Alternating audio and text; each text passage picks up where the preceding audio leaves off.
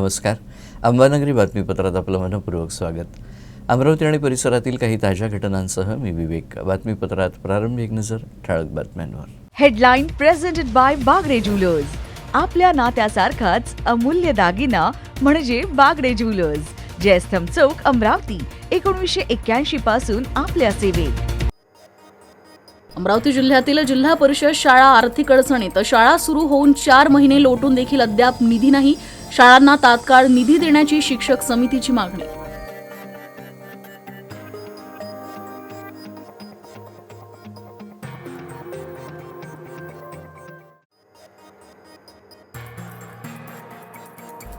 अमरावती जिल्ह्यात सुधारित पैसेवारी 53% जाहीर. 1378 गावांमध्ये 50% आत पैसेवारी जाहीर. 6000 गावातील दुष्काळ स्थितीकडे महसूलची डोळेझाक.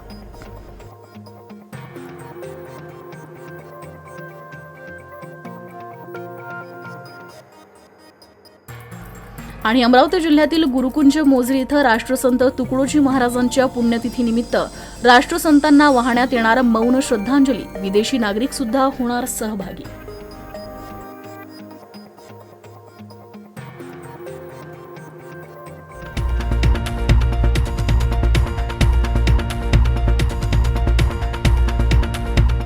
आणि आता सविस्तर वृत्त. अमरावती जिल्हा परिषद शाळा 30 जूनपासून सुरू झाल्या. मात्र गेल्या 4 महिन्यांपासून शाळांना कोणतंही अनुदान मिळालेलं नाही. त्यामुळे शाळा आर्थिक अडचणीत सापडल्या असून शाळेचा आर्थिक भूर्दंड मुख्याध्यापक आणि शिक्षकांना सोसावा लागतोय. यामुळे जिल्हा परिषदेच्या शाळेला तात्काळ अनुदान देण्याची मागणी करण्यात आली आहे. अमरावती जिल्हा परिषद शाळा 30 जूनला सुरू झाल्या. मात्र 4 महिने लोटून देखील आजपर्यंत शाळांना कोणत्याही प्रकारचे अनुदान मिळाले नाही. यामुळे शाळा आर्थिक अडचणीत सापडल्या आहे. वर्षाला शाळेचा खर्च भागवण्याकरिता शासनाकडून 4% साधील आणि समग्र शिक्षा अभियानामधून अनुदान दिले जात होते. या अगोदर सर्व शिक्षा अभियानामधून शाळा अनुदान 5 ते 10 हजार, शाळा देखभाल दुरुस्तीकरिता 7 ते 15 हजार आणि शिक्षक अनुदान 1000 रुपये दिले जात होते. यामधून शाळेचा खर्च भागविला जात होता. पण गेल्या वर्षापासून हा निधी समग्र शिक्षा अभियानामधून शाळाच अनुदान दिले जात आहे आणि तेही फक्त 51,015 रुपये शाळेच्या पटसंख्येवर आधारित दिले जात होते. पण या शैक्षणिक वर्षाचे 4 महिने उलटून सुद्धा शाळांना अनुदान प्राप्त नाही. त्यामुळे जिल्ह्यातील शाळा आर्थिक अडचणीत सापडल्या आहे. अमरावती जिल्ह्यातील सर्व जिल्हा परिषदच्या शाळा 30 जून पासून सुरू झालेल्या आहेत. पण गेल्या 4 महिन्यापासून शाळांना कोणत्याही प्रकारचं अनुदान मिळालं नाही. त्यामुळे जिल्हा परिषदच्या शाळा आर्थिक अडचणीत सापडलेल्या आहेत. त्या जिल्हा परिषदच्या शाळा आर्थिक अडचणीमुळे त्याचा सर्व भूदंड जिल्हा परिषद शाळेच्या मुख्याध्यापक आणि शिक्षकावर पडत आहे. म्हणून शाळेला अनुदान मिळण्याची मागणी महाराष्ट्र राज्य प्राथमिक शिक्षक समितीने केलेली आहे. पश्चिम विदर्भातील सुधारित पैसेवारी 53% जाहीर करण्यात आली. यात 1378 गावांमध्ये दुष्काळ सदृश स्थिती दर्शवण्यात आली, तर 5861 गावांमध्ये 50%वर पैसेवारी जाहीर करण्यात आली आहे. अमरावती विभागात यंदाच्या पावसाळ्यात फक्त यवतमाळ जिल्ह्यात पावसानं सरासरी पार केली आहे. उर्वरित 4 जिल्ह्यात 15 ते 32% तूट राहिलेली आहे. मान्सून उशिरा आल्यानं पेरणीला महिनाभर उशीर झाला आणि त्यानंतर पीक वाढीच्या काळात ऑगस्ट महिन्यात 21 ते 25 दिवसांपर्यंत अनेक तालुक्यात पावसाचा खंड राहिला आहे. त्यामुळे पिकांचं मोठं नुकसान झालं. या पार्श्वभूमीवर नजर अंदाज 60 पैसेवारी 28 सप्टेंबरला जाहीर करण्यात आली होती. यामध्ये सुधारणेला वाव असल्यानं 31 ऑक्टोबरला जाहीर करण्यात येणाऱ्या सुधारित पैसेवारीत विभागाचे काय चित्र राहते याकडे सर्वांचं लक्ष लागलं होतं. मात्र अमरावती जिल्ह्यातील 494, वाशिम जिल्ह्यातील 793 आणि बुलढाणा जिल्ह्यातील 91 गावांमध्ये 50%च्या आत पैसेवारी विभागीय आयुक्तांद्वारा जाहीर करण्यात आली आहे. मात्र 5861 गावातील दुष्काळ सदृश्य स्थितीकडे दुर्लक्ष करण्यात आल्याचा शेतकऱ्यांचा आरोप आहे. लाखो भाविकांचं श्रद्धास्थान असलेल्या राष्ट्रसंत तुकडोजी महाराज यांना मौन श्रद्धांजली अर्पण करण्यात येणार आहे. या कार्यक्रमात सर्वधर्मीय प्रार्थना आणि शांततेसाठी संकल्प केला जाणार आहे. मौन श्रद्धांजलीच्या वेळी मुख्य मार्गावरील वाहतूक काही वेळ बंद ठेवण्यात येणार आहे. तर संपूर्ण दुकानं देखील मौन श्रद्धांजली दरम्यान बंद ठेवण्यात येणार आहेत. राष्ट्रसंतांच्या पुण्यतिथीनिमित्त गुरुकुंज मोजरीत मोठी यात्रा भरते. त्याचबरोबर या महोत्सवात विविध कार्यक्रमांचं आयोजन करण्यात येते. तसेच वैचारिक प्रबोधन केलं जातं. मौन श्रद्धांजलीच्या या कार्यक्रमासाठी देशभरातील साधू संत, विद्वान, प्रचारक, सामाजिक आणि राजकीय कार्यकर्ते आणि राज्यातील भाविक मंडळी पालखी दिंड्यांसह गुरुकुंज आश्रमात दाखल होतात. पुण्यतिथी महोत्सवातील मौन श्रद्धांजलीचा कार्यक्रम हा सर्वात महत्त्वाचा असतो. मौन श्रद्धांजलीच्याच दिवशी सर्व संत स्मृती आणि मानवता दिन म्हणून साजरा करण्यात येतो. मौन श्रद्धांजली कार्यक्रमाला दुपारी 3:30 वाजता सुरुवात होणार असून या प्रसंगी राष्ट्रसंत तुकडोजी महाराजांचे जीवनकार्य आणि विचार लाखो भाविकांना भजन आणि निवेदनाद्वारे सांगण्यात येणार आहे. यावेळी सर्वधर्मीय प्रार्थना, सामुदायिक प्रार्थना सुद्धा अतिशय भावपूर्ण वातावरणात होणार आहे. अमरावती शहरात जिल्हा परिषद महिला व बालविकास विभागाच्या वतीनं एक दिवा तिच्यासाठी या कार्यक्रमाचं आयोजन करण्यात आलं होतं. यावेळी उत्कृष्ट कार्य करणाऱ्या अंगणवाडी सेविकांना प्रमाणपत्र देऊन गौरवण्यात आलं. अमरावती जिल्हा परिषद महिला व बालविकास विभागाच्या वतीनं अमरावती इथं एक दिवा तिच्यासाठी कार्यक्रमाचं आयोजन करण्यात आलं होतं. या कार्यक्रमात जिल्हा परिषदेचे मुख्य कार्यकारी अधिकारी अविशांत पंडा तसेच जिल्हा परिषदेचे अधिकारी, अमरावती जिल्ह्यातील 14ही तालुक्यातील अंगणवाडी पर्यवेक्षक, सेविका आणि मदतनीस उपस्थित होत्या. या कार्यक्रमात ज्यांच्या घरी दिवाळीला सुद्धा दिवा लागत नाही, ज्यांच्या घरची आर्थिक परिस्थिती अतिशय बिकट आहे, ज्यांना दिवाळीला नवीन कपडे सुद्धा मिळत नाही, अशा 750 महिलांसाठी साडी, चोळी, गोड पदार्थ, दिवाळीला लागणारे दिवे आदी साहित्यांचं वाटप करण्यात आलं. यावेळी उत्कृष्ट कार्य करणाऱ्या अंगणवाडी सेविकांना प्रमाणपत्र सादर करण्यात आलं. अमरावती जिल्ह्यातील 800 कृषी सेवा केंद्र 3 दिवस बंद राहणार आहेत. सरकारच्या जाचक निर्णयाला कृषी साहित्य विक्रेत्यांनी विरोध केला आहे. या संपामुळे कृषी केंद्र मार्केटमध्ये शुकशुकाट पसरला आहे. अमरावती जिल्ह्यातील 800 पेक्षा अधिक कृषी केंद्रे या आंदोलनात सहभागी झाले आहेत. जिल्ह्यातील सर्व दुकानं 3 दिवस बंद राहणार आहेत. सरकारनं कृषी केंद्र संचालकांवर बियाणे आणि कीटकनाशक खराब निघाल्यास नुकसान भरपाई देणं, त्याचप्रकारे गुंड व बदमाश यांच्यावर लावण्यात येणाऱ्या MPDA कारवाईचं प्रावधान नव्या कायद्यात करण्यात आलंय. याला संपूर्ण महाराष्ट्रात विरोध होतोय. त्यामुळे या कायद्यांचा विरोध करण्यासाठी 2 नोव्हेंबरपासून 3 दिवसांपर्यंत राज्यातील सर्व कृषी साहित्य विक्री केंद्रे 100% बंद राहणार आहेत. या बंदमुळे कृषी केंद्र मार्केटमध्ये शुकशुकाट पसरला आहे. यानंतरच्या बातम्या थोड्याच वेळात. पापा, इतनी बारिश में बाहर कहाँ जा रहे हो? अरे बेटा, वो अपने UCN का रिचार्ज करवाने जा रहा हूँ. अरे पापा, रिचार्ज के लिए UCN की ऑनलाइन रिचार्ज की सुविधा उपलब्ध है. हाँ, क्या बात कर रही हो? हाँ पापा, आप फोन पे, गूगल पे, पेटीएम ऐसे किसी भी UPI ऐप से ऑनलाइन रिचार्ज कर सकते हैं और आपके द्वारा किया गया पेमेंट आपके केबल सर्विस प्रोवाइडर तक इमीडिएट पहुंच जाएगा. और तो और भारत सरकार ने भी अब 5000 से ज्यादा के पेमेंट को ऑनलाइन अनिवार्य कर दिया है. अब ऑनलाइन रिचार्ज से UCN का हर पेमेंट होगा आसान और बेहतर. तो डिजिटल तकनीक चुने और हमें सहकार्य करें.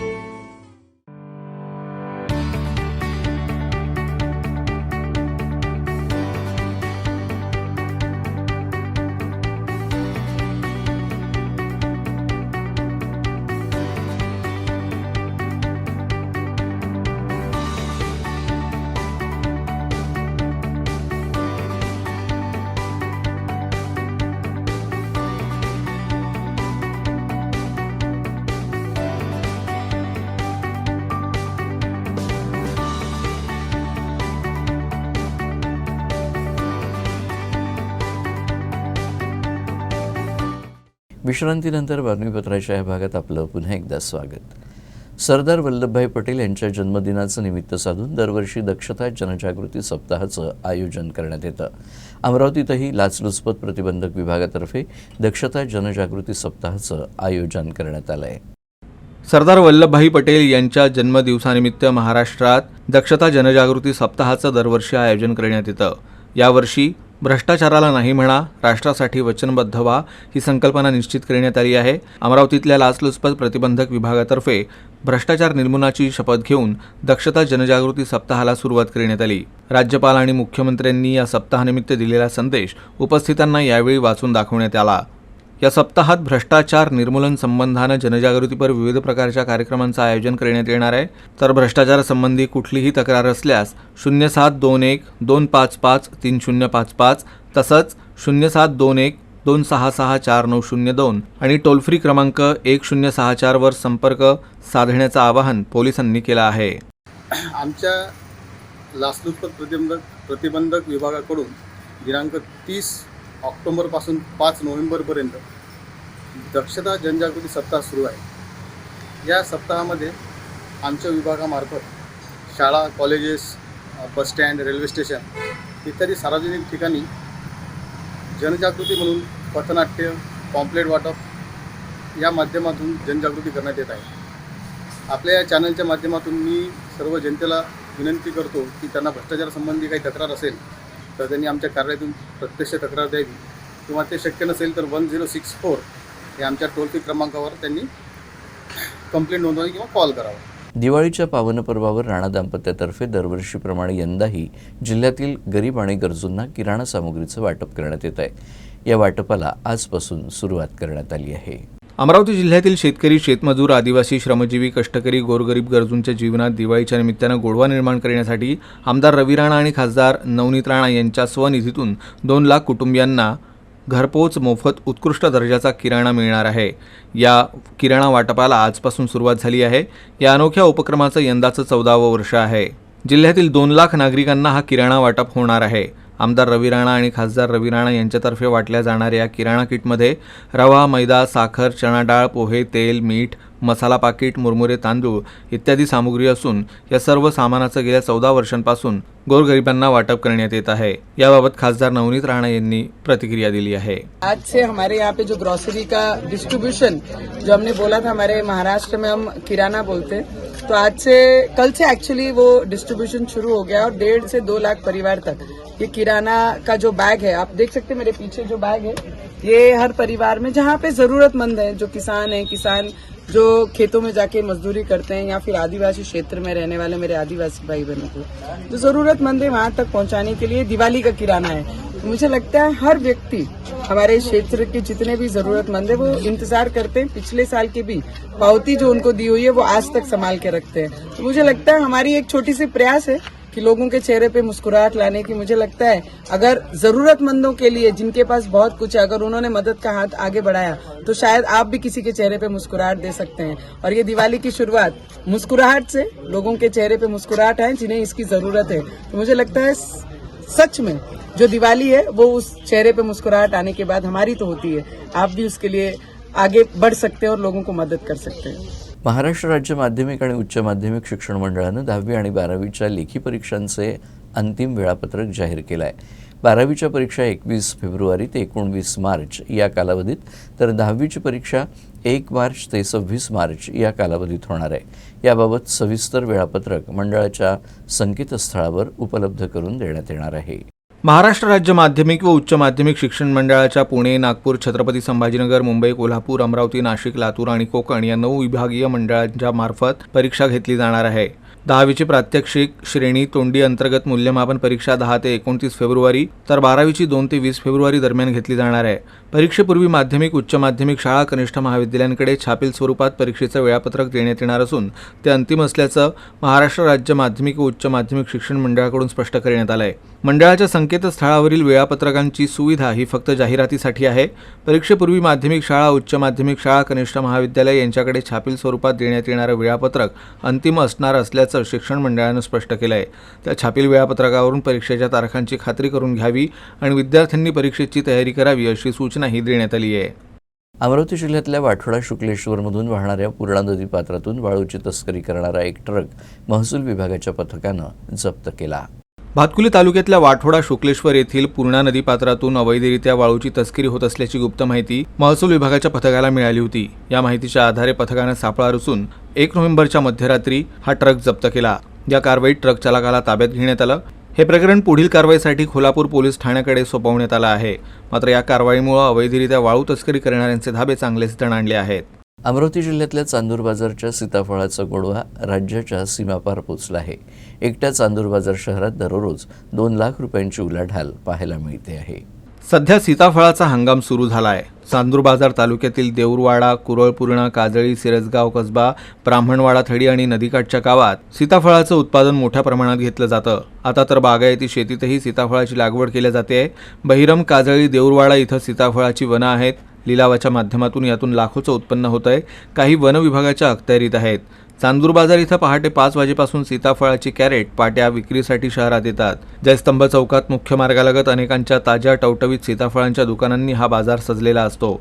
100 ते 200 रुपयामध्ये एक ढीग तर काही ठिकाणी 200 ते 300 रुपये प्रति डझन या दरानं हे सीताफळ विक्री होतात. यातून एका शेतकऱ्याला सीताफळाच्या मोसमात 20 ते 30 हजारांचं उत्पन्न मिळतं. या सीताफळाचा गोडवा आता हैदराबाद इथंही पोहोचला आहे. इथं संत्रा व्यवसायासाठी दाखल झालेले विविध राज्यातील व्यापारी या सीताफळाची चव चाखून आपापल्या राज्यात हे सीताफळ घेऊन जात आहेत. शेवटी पुन्हा एकदा ठळक बातम्या. Headline presented by Bagde jewellers. आपल्या नात्यासारखाच अमूल्य दागिना म्हणजे बागडे ज्वेलर्स. जयस्तंभ चौक, अमरावती. 1981 पासून आपल्या सेवेत. अमरावती जिल्ह्यातील जिल्हा परिषद शाळा आर्थिक अडचणीत. शाळा सुरू होऊन 4 महिने लोटून देखील अद्याप निधी नाही. शाळांना तात्काळ निधी देण्याची शिक्षक समितीची मागणी.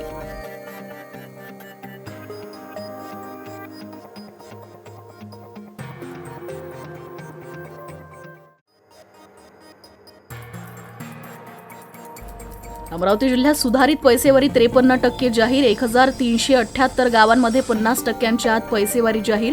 6000 गावातील दुष्काळ स्थितीकडे महसूलची डोळेझाक.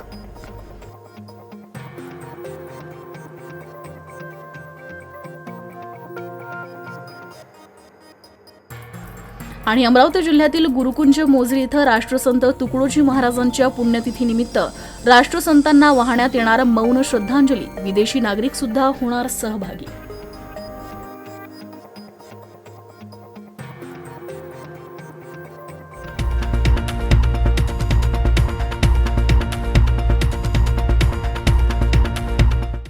आणि याबरोबरच हे बातमीपत्र संपलं. पुन्हा भेटूया पुढच्या बातमीपत्रात. तोपर्यंत नमस्कार.